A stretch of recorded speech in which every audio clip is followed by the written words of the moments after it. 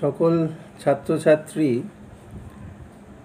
যারা এখনো পড়াশোনা করছো, বিশেষ করে ক্লাস 12 অবধি ছাত্রছাত্রী যারা পড়াশোনা করছো এবং করতে গিয়ে ইদানিং একটা মানসিক সমস্যায় পড়ছো। সমস্যাটা এরকম, তোমরা ভাবছো পরীক্ষা হচ্ছে না, স্কুল হচ্ছে না, তো এরম পরিস্থিতিতে তোমরা বাড়িতে পড়াশোনা করার ঠিক মোটিভেশন পাচ্ছ না।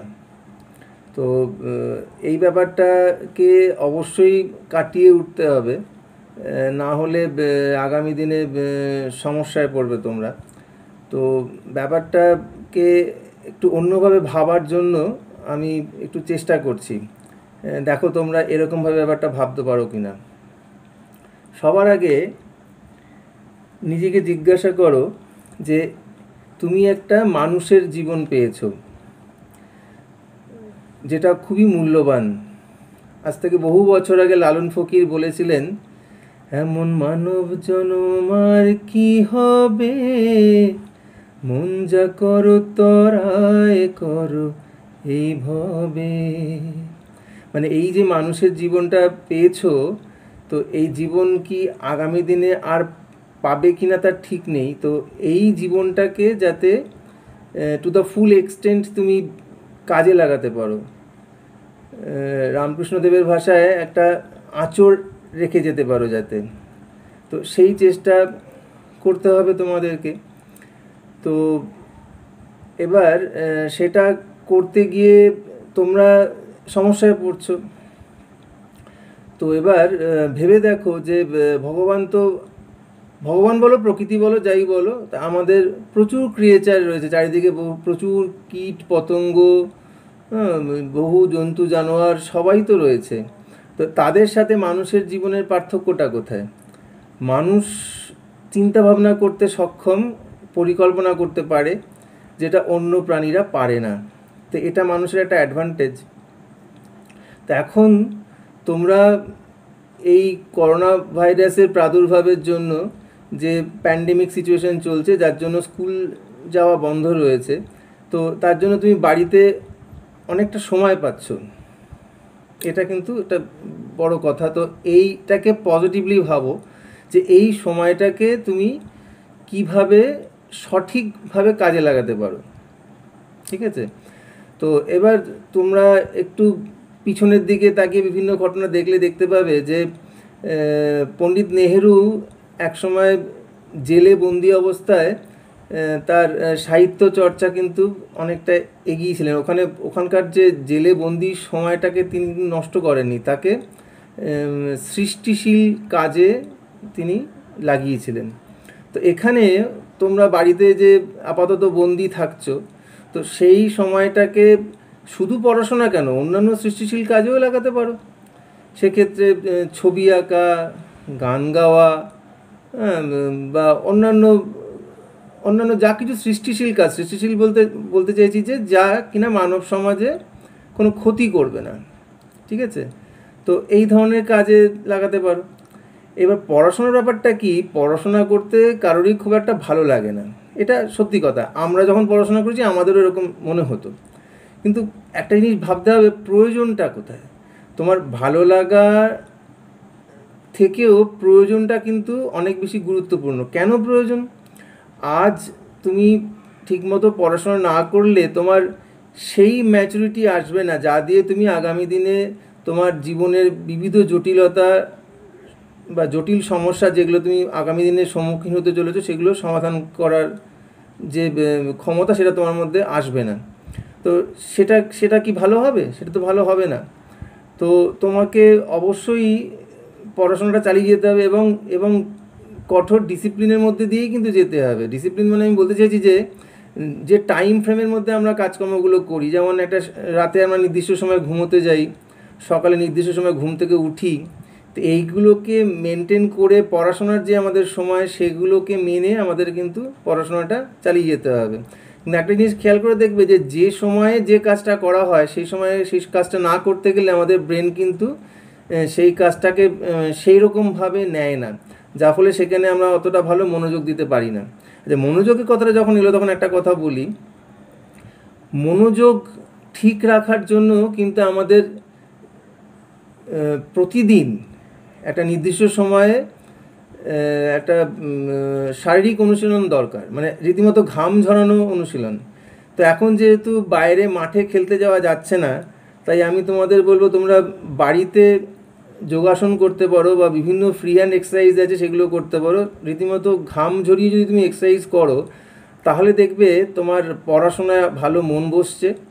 এবং আরও একটা ব্যাপার, তুমি যদি ফিজিক্যাল এক্সারসাইজ করো তাহলে তোমার রাতে যে ঘুমটা হবে সেটা কিন্তু কোয়ালিটি স্লিপ হবে। একটা জিনিস মনে রাখবে যে বিছানায় অচেতনভাবে পড়ে থাকলে কিন্তু সেটা কোয়ালিটি স্লিপ হয় না। সবাই কিন্তু গুণগত মানে সঠিক ঘুম ঘুমোতে পারে না। এই সঠিক ঘুম ঘুমানোর জন্য কিন্তু আমাদের ফিজিক্যাল এক্সারসাইজের দরকার। এবং সঠিক ঘুমটা কেন প্রয়োজন? ছাত্রাবস্থায় তোমাদের স্মৃতিশক্তির ওপর অনেকটা নির্ভর করতে হয়, এবং স্মৃতিশক্তি সঠিকভাবে বজায় রাখতে গেলে কিন্তু আমাদের কোয়ালিটি স্লিপ বা গুণগত মানে ভালো মানের ঘুম প্রয়োজন। এবং ভালো মানের ঘুমের জন্য আমাদের প্রতিদিন অনুশীলন করা প্রয়োজন। আর একটা কথা বলবো, আমাদের ব্রেন কিন্তু কোনো কিছু মনে রাখার সময় সেটা ফিগার ফর্মে, মানে ডায়াগ্রাম বলো বা ফিগার ফর্মে ভালো মনে রাখতে পারে। তাই আমি বলবো যে জ্যামিতির উপপাদ্য বলো, তারপর বিভিন্ন যে গাণিতিক সমস্যা, সেগুলো তুমি নিজের হাতে লিখে করলে, শুধু যে জ্যামিতি অঙ্ক কেন, তুমি অন্যান্য সাবজেক্টও যদি লিখে পড়ো, যার জন্য আমরা বলি কথাটা লেখা পড়া, মানে আগে লেখা তারপরে পড়া, মানে লেখার গুরুত্ব কিন্তু অপরিসীম। লিখলে কি হয়, লিখলে তুমি যে বর্ণগুলো লিখছো সেটা একটা ডায়াগ্রামের মতো, তো সেটা একটা ডায়াগ্রাম আকারে তোমার ব্রেনে বা মস্তিষ্কের মধ্যে অটোমেটিক রেজিস্টার হয়ে যায়, যার জন্য তোমার সেটা মনে রাখতে সুবিধা হয়। তো সেই জন্য এরকম লিখে পড়াশোনা করলে কিন্তু দেখবে অনেক ভালো লাগছে। আরও একটা ব্যাপার যেটা কিনা আজকাল কান পাতলি শুনতে পাওয়া যায়, যে প্রচুর বাচ্চা তারা ডিপ্রেশনে থাকছে। ডিপ্রেশন মানে মন খারাপের রোগ। এই মন খারাপের রোগটা কীভাবে হয় সেটা একটু মানে আমি আমার মতো বলার চেষ্টা করছি। ব্যাপারটা কী হয়েছে, যে প্রত্যেকটা মানুষের মধ্যে তার একটা ভেতরে একটা অন্তরাত্মা বা বিবেক থাকে। সেই বিবেক কিন্তু কোনো মানুষকে ছেড়ে কথা বলে না। আজ একটা মানুষ যে ধরো সঠিক কাজ করছে না, মানে যে কাজটা তার এবং তার পরিবারের বা আরও বৃহত্তর অর্থে সমাজের কাজে লাগবে এরকম কাজ করছে না, সেক্ষেত্রে কিন্তু সেই বিবেক সেই মানুষকে ছেড়ে কথা বলে না, কিন্তু সেই বিবেক কিন্তু সেই মানুষকে বলে যে তুমি কিন্তু ঠিক কাজ করছো না। এবার যে সমস্ত বাচ্চারা এখন বিভিন্ন ভিডিও গেম খেলছে বা ফোনে গেম খেলতে তাদের কিন্তু একটা সময় মনে হচ্ছে যে আমি এই ব্যাপারটা ঠিক করছি না, এবং এই বারবার এই মনে হওয়া থেকে কিন্তু তারা আস্তে আস্তে ডিপ্রেশনে চলে যাচ্ছে, যে তারা বুঝতে পারছে যে আমরা ঠিক কাজ করছি না, অথচ এবার সেটা করতে গিয়ে তার ভালোও লাগছে না, যার জন্য তার মন খারাপ হচ্ছে, এবং মন খারাপ হতে হতে সে আস্তে আস্তে অসুস্থ হয়ে পড়ছে। তো সেই জন্য মানে মনের মধ্যে একটা ভালো ফিলিং, মানে নিজেকে যাতে নিজের মনে যেন নিজের মনে হয় যে না আমি এটা ভালো কাজ করছি, এই ভালো কাজ করার ফিলিং থেকে কিন্তু আমাদের মধ্যে ডোপামিন বলে এক ধরনের হরমোন নিঃসৃত হয়। তো এইটার দিকে খেয়াল রাখতে হবে যে প্রতিদিন কিছু ভালো কাজ করতে হবে। ভালো কাজ করলে কি হয় যে আমাদের মধ্যে একটা ভালো ফিলিং আসে যে না আমি আজকে একটা ভালো কাজ করেছি, ঠিক আছে। তো সেই জন্য যে যার থেকে আমাদের সেলফ এস্টিম বলে একটা বিষয় আসে, সেলফ এস্টিম মানে আমরা প্রত্যেকটা মানুষ যদি নিজেকেই নিজে শ্রদ্ধা না করতে পারি তাহলে কিন্তু আমরা অন্যকে কখনোই শ্রদ্ধা করতে পারবো না। তাই নিজের প্রতি নিজের শ্রদ্ধা আনতে গেলে তাকে অবশ্যই ভালো কাজ করতে হবে। তো ভালো কাজ করার অভ্যাস করতে হবে, তাহলে তুমি অটোমেটিক্যালি ডিপ্রেশন থেকে অনেক দূরে থাকবে, এবং জীবনে বিভিন্ন কাজ থেকে ছোট ছোট বিষয় থেকে আনন্দ নেওয়ার চেষ্টা করবে। যেমন আমি যেহেতু গণিতের শিক্ষক, এখনও কিছু ছাত্র যখন বেশ ভালো কোনো অঙ্ক দেয় সেটা করে কিন্তু আমার বেশ ভালো লাগে আর কি। আমি ছাত্রদের সঙ্গেও সেই কথাটা শেয়ার করি যে কোনো একটা অঙ্ক করে আমার খুব ভালো লাগলো, এবং সেই ছাত্রকে আমি অনেকবার ধন্যবাদ জানাই যে সেই অঙ্কটা শেয়ার করার জন্য। তো আমি তোমাদেরকেও বলবো যে সকালে ঘুম থেকে ওঠার পর রাতে শুতে যাওয়া পর্যন্ত চেষ্টা করো বিভিন্ন অর্থপূর্ণ কাজ করতে। অর্থপূর্ণ মানে মিনিংফুল।